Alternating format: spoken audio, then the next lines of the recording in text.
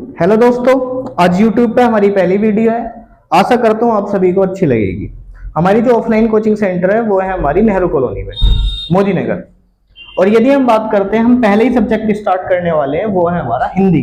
तो हिंदी, यदि हम बात करते हैं किसी भी सब्जेक्ट को पढ़ने, मतलब किसी भी भाषा को पढ़ने के लिए, इसमें सबसे ज्यादा जरूरी होती है उसकी व्याकरण पढ़ना, और यही सबसे हमारा कठिन होता है। और यदि हम बात करते हैं इसी में, तो इसी में हमारी व्याकरण जो है शुरुआत होती है हमारी वर्णमाला से। तो शुरुआत हम करेंगे वर्णमाला। वर्णमाला क्या होता है भाई? वर्णमाला की यदि हम बात करते हैं, वर्णमाला होती है वर्णों का व्यवस्थित समूह। क्या होता है भाई? वर्णों का व्यवस्थित समूह वर्णमाला कहलाई जाती है। भाई वर्णों का व्यवस्थित समूह वर्णमाला कहलाई जाती है। यदि हम बात करते हैं वर्ण, इसमें दो शब्द आए थे, एक तो वर्ण और एक व्यवस्थित। समूह का मतलब होता है कुछ भी ऐसी, जैसे हम बात करते हैं वर्ण क्या होता है भाई? वर्ण होता है जैसे हमारा क्या हो गया, जिसके हम खंड नहीं कर सकते। क्या भाई? जिसके हम खंड नहीं कर सकते, जैसे खंड टुकड़े नहीं कर सकते। जैसे हमारा कै जो है हमारा इसी प्रकार से लिखा जाएगा, दूसरे तरीके से नहीं लिखने के। व्यवस्थित का मतलब क्या होता है भाई? व्यवस्थित का मतलब होता है जैसे अ, इसके बाद आ, इसके बाद ई, इसके बाद बड़ी ई, ये सारे ज्ञानी तक, कहां तक? ये यहां तक, ये सारा का सारा एक व्यवस्थित समूह है। यो ही है हमारा समूह भी, और एक व्यवस्थित, यो सही तरीके से लगा हुआ है। तो मतलब वर्ण क्या होता है? वर्ण जिसके हम टुकड़े नहीं कर सकते। व्यवस्थित का मतलब होता है ये जो सही तरीके से लिखे हुए हैं, मतलब वर्णों का व्यवस्थित समूह वर्णमाला कहलाई जाओगे।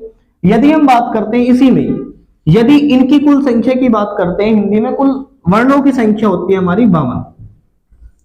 हिंदी में कुल वर्णों की संख्या 52 होती है। और यदि हम बात करते हैं, जब इसके ही अंदर थोड़ा सा चलेंगे तो ये होते हैं, इसमें कुछ स्वर होते हैं, स्वर वर्ण। दूसरा टाइप होता है व्यंजन। स्वर और व्यंजन। स्वर क्या होते हैं भाई? स्वर होते हैं जो हम स्वतंत्रता पूर्वक बोलते हैं भाई, स्वतंत्रता पूर्वक, जिसे हम स्वतंत्रता पूर्वक बोलते हैं। जैसे कि यदि हम बात करते हैं, अभी व्यंजन को समझ लेते हैं, उसके बाद ये समझ में आ जाएगा। व्यंजन क्या होता है? जो स्वर की सहायता से बोले जाते हैं, जो स्वर की सहायता से।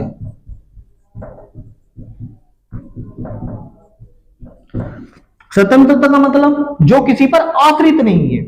व्यंजन मतलब, व्यंजन यदि हम बात करते हैं वो स्वर की सहायता से बोले जाते हैं। जैसे यदि हम कै की बात करते हैं, तो कै के साथ लास्ट में ए की आवाज आ रही है, कै, तो लास्ट में ए की आवाज आ रही है। यदि हम जय की बात करते हैं, तो जय में भी लास्ट में ए की आवाज आ रही है, यदि इसे तोड़ते हैं तो इसी प्रकार एक तो इसमें व्यंजन है, एक स्वर है। तो लेकिन यदि हम बात करते हैं स्वर की, तो स्वर क्या होते हैं? ये स्वतंत्रता पूर्वक बोले जाते हैं। जैसे कि यदि हम बात करते हैं ए की, तो ए के साथ में ना तो कोई सा और कुछ है ध्वनि, और ना ही ऐसा कुछ, मतलब ये एक स्वतंत्र है। तो इस वजह से इन्हें कह देते हैं कि ये स्वतंत्रता पूर्वक बोले जाते हैं। जैसे आ हो गया, लेके यहां से लेके आओ तक, इनकी संख्या 11 होती है। स्वर की संख्या कितनी होती है भाई? 11। तो इस वजह से यदि हम बात करते हैं स्वर की, तो स्वर होते हैं जो हम स्वतंत्रता पूर्वक बोलते हैं, जैसे आ से आओ तक। व्यंजन वर्ण कौन से होते हैं? व्यंजन होते हैं जो स्वर की सहायता से बोले जाते हैं। यदि हम बात करते हैं, जैसे क्या हो गया और जय हो गया, इसमें एक स्वर आ रहा है, एक व्यंजन आ रहा है, तो ये इस पर आश्रित है। और दूसरी बात करते हैं, व्यंजन के भी भेद हमारे दो होते हैं भाई। एक तो होता है हमारा स्वर रहित व्यंजन, स्वर रहित व्यंजन। एक होता है हमारा स्वर सहित व्यंजन। भाई सहित का मतलब होता है साथ, रहित का मतलब होता है उसके मतलब जिसमें स्वर नहीं है। स्वर रहित, स्वर सहित तो मैंने एग्जांपल बता दी, ये वाले जो एग्जांपल हैं ये हमारे स्वर सहित के हैं। लेकिन यदि हम बात करते हैं स्वर रहित व्यंजन की, तो स्वर रहित व्यंजन को भी हम दो प्रकार से इससे सोल्व समझ सकते हैं। पहला प्रकार, एक तो कोई भी किसी भी के भी नीचे तुमने देखा होगा ये वाली रेखा जो लगती रहती है, वो इसे हम हलंत कहते हैं। यदि हम बात करते हैं कै या टै हो गया भाई, टै को यदि स्वर रहित करना हो तो हम क्या कर सकते हैं भाई? इसके नीचे हलंत लगा दो। यदि हम ठै हो गया, तो ठै को यदि स्वर रहित करना हो तो इसके नीचे हम क्या कर देंगे? हलंत लगा देंगे। तो ये हो जाएगा हमारा ये, जैसे कि ये लिखा होता है पाठ्य में, तो ये तो स्वर रहित है।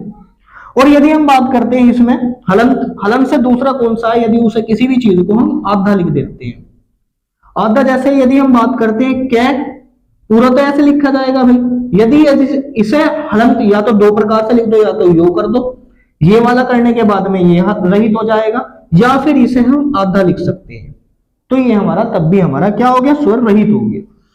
तो यदि हम बात करते हैं इसकी व्यंजन की, तो व्यंजन दो प्रकार से स्वर रहित कर सकते हैं, एक तो हम कौन सा, हलंत, और एक उसे आधा लिखने के बाद।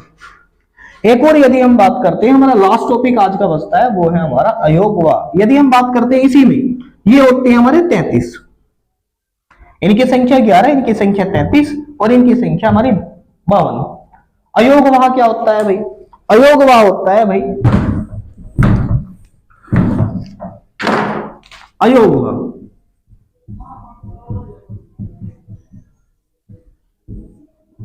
अयोगवा क्या होते हैं, जो हमारे आव के बाद जो आते हैं, इसके बाद जो आते हैं ना, ये एक तो ये वाला और एक ये वाला, तो इनकी संख्या होती है 2 भाई।